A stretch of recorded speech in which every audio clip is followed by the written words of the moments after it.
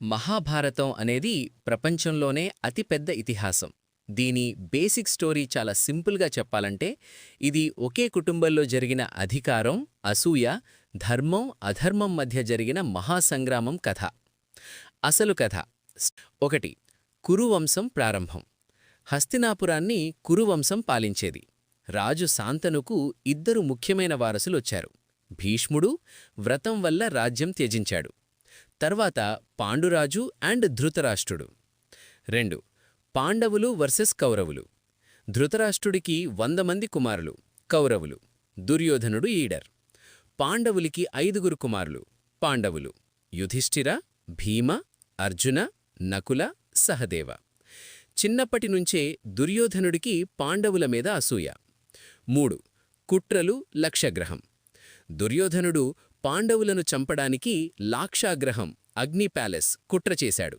కాని వారు తప్పించుకుని అడవిలో జీవించారు. 4. రాజ్యం విభజన. తర్వాత రాజ్యం 2 భాగాలైంది. కౌరవులు హస్తినాపురం, పాండవులు ఇంద్రప్రస్థం. పాండవులు గొప్ప రాజ్యాన్ని నిర్మించారు. ఇదే దుర్యోధనుడికి ఇంకా కడుపుమంట. 5. జూదం మరియు ద్రౌపది అవమానం, టర్నింగ్ పాయింట్.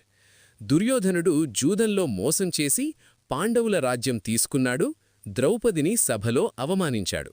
ఇది యుద్ధానికి ప్రధాన కారణం. 6. వనవాసం. పాండవులు 12 సంవత్సరాలు అడవిలో, 1 సంవత్సరం అజ్ఞాతవాసం. 7. కురుక్షేత్ర యుద్ధం.